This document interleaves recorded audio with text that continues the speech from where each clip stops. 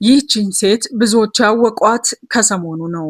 አነጋጋሪ የሆነችው ወጣት ፖለቲከኛ ሚስጥረ ስላሴ ታምራት በኢትዮጵያ የፖለቲካ ታሪክ በሴቶች ዘርፍ ብዙም ታይቶ በማይታወቅ በብቃትና በድፍረት በቀጥታ የምርጫ ቅስቀሳ የቴሌቪዥን ፕሮግራም ላይ የኢህአፓን ጠንካራ የተቃውሞ ሀሳብ በማንጸባረቅ ታሪክ የጻፈችው ሚስጥረ ስላሴ ታምራትን ዛሬ እናስተዋውቃቸዋለን። የኢህአፓ ስራ አስኪያጅ የሆነችው ይህቺ ደፋር ፖለቲከኛ ትናንት በተደረገ የፓርቲዎች ክርክር ላይ በወቅቱ በመድረኩ ላይ የነበሩትን የብልጽግና ፓርቲ ተወካዮችን ባላሰቡትና ባልጠበቁት ጠንካራ ሙግት በማስደንገጥ ትልቅ ጥሎ ማለፍ አሻራን አኑራለች።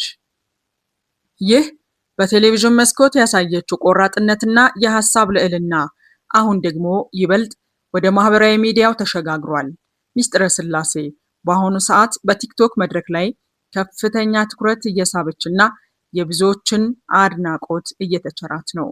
ወጣቱ ትውልድ የእሷን ንግግሮችና የፖለቲካ እይታዎች በስፋት እያጋራ ሲሆን ድፍረቷና ላመነችበት አቋም ያላትን ጽናት በማህበራዊ ሚዲያው ላይ ለበርካቶች መነጋገሪያ ሆኗል። ብዙዎችም በተለይ በስፋት ስናደርግ አንቺን መሆን ነው፣ እንዲሁም ስናድግ አንቺን የመሆን ህልም አለን፣ የምንፈልገው እንዳንቺ መሆን ነው ሲሉም በጽሁፍ ሳይቀር ሐሳባቸውን እያደረሷት ይገኛሉ። ሚስጥረ ማናት? በትርጉም ስራ ላይ የተሰማራች ጋዜጠኝነትን የተማረች እንዲሁም ደግሞ በተለይ በአሻም ቲቪ የዜና አንከር ወይም አንባቢ የሆነች ሴት ናት። ተጨማሪ መረጃዎችን በየጊዜው እናደርሳችኋለን።